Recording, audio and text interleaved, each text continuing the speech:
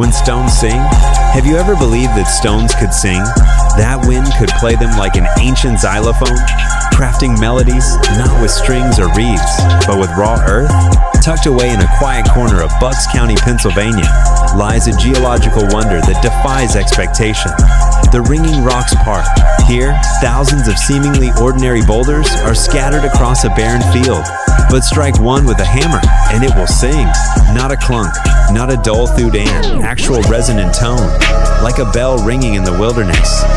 This is not myth, not folklore. It is real, and it has puzzled scientists, inspired artists, and touched spiritual seekers for generations.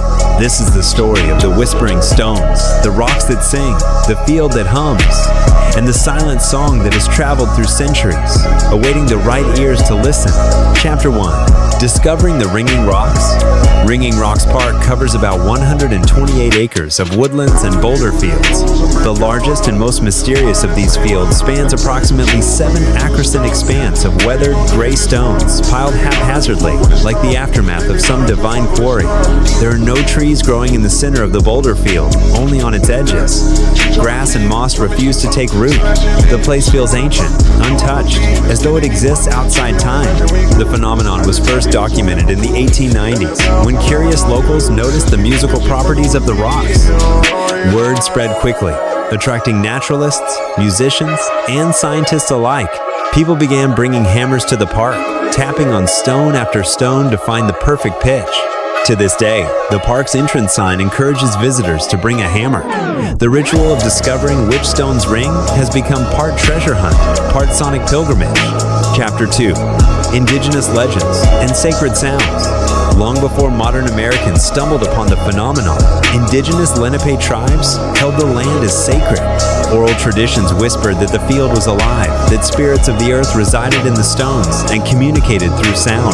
According to some accounts, the Lenape believed the rocks to be a gathering place for ancestral voices. When the wind passed through or when thunder rolled, it was said the stones would echo with messages from the beyond.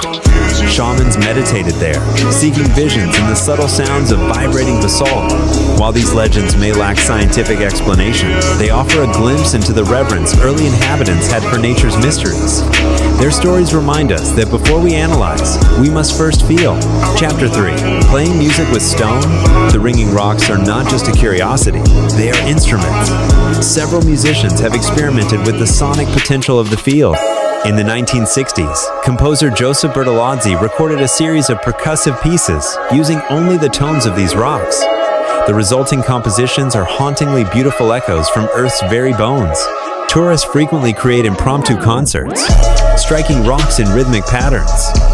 Children tap gleefully, discovering their first natural xylophone. Meanwhile, sound engineers bring specialized equipment to record the pure, bell-like tones. Not every rock rings, however.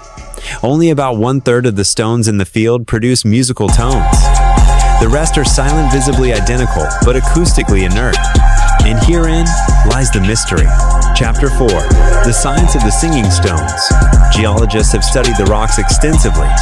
Most agree that they are diabasia-dense, fine-grained igneous rock formed from volcanic activity over 200 million years ago.